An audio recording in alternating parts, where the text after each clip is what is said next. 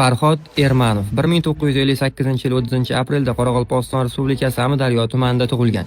1981-yilda Toshkent irrigatsiya va qishloq xo'jaligini mexanizatsiyalash muhandislari institutini muhandis-mexanik mutaxassisligi bo'yicha, 1996-yilda Toshkent davlat iqtisodiyot universitetini iqtisodchi mutaxassisligi bo'yicha tamomlagan. 1975-1976-yillarda Amudaryo tumani Mang'ich shahar profilaktika va dezinfeksiya bo'limi xodimi, 1981-1995-yillarda avtomexanik, bosh muhandis, Amudaryo tumani Mang'ich xo'jaligi direktori, 1995-1998-yillarda Amudaryo tumani hokimi, 1998-2002-yillarda Amudaryo viloyati Mang'ich fermer xo'jaligi raisi, 2002 va 2004-yillarda Amudaryo tumani hokimining qishloq va suv xo'jaligi masalalari bo'yicha birinchi o'rinbosari, qishloq va suv xo'jaligi boshqarmasi boshlig'i vazifalarida ishlagan. 2004 va 2007-yillarda Qoraqalpog'iston Respublikasi qishloq va suv xo'jaligi vaziri, 2007-yilda qisqa muddat To'rtko'l tumani hokimi bo'lib ishladi.